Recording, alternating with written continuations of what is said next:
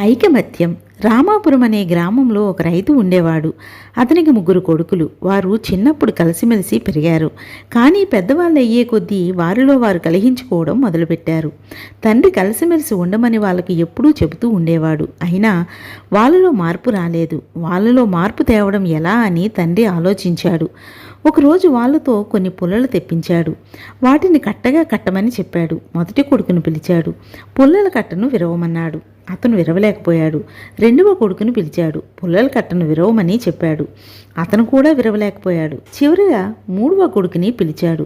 పుల్లల కట్టను విరవమన్నాడు. పుల్లల కట్టను విరవడం అతని వల్ల కూడా కాలేదు. తండ్రి 3 కొడుకులు దగ్గరికి పిలిచాడు. పుల్లల కట్టను విప్పి విడివిడిగా ఒక్కొక్క పుల్లను విరవమని చెప్పాడు. వాళ్ళు అవలేలగా విరిచేశారు. అప్పుడు తండ్రి కొడుకుల వైపు చూసి అడిగాడు, మీకు ఏమర్థమైంది నాన్న? కలిసి ఉంటే మమ్మల్ని ఎవరూ ఏమీ చేయలేరు, విడిపోతే బలహీనులమైపోతాము. నాన్న, ఇక కలిసిమెలిసే ఉంటాం, ఎప్పుడూ కలిహించుకోము అన్నారు కొడుకులు. తండ్రి సంతృప్తి చెందాడు. ఇక కథ కంచికి మనం ఇంటికి. నమస్తే.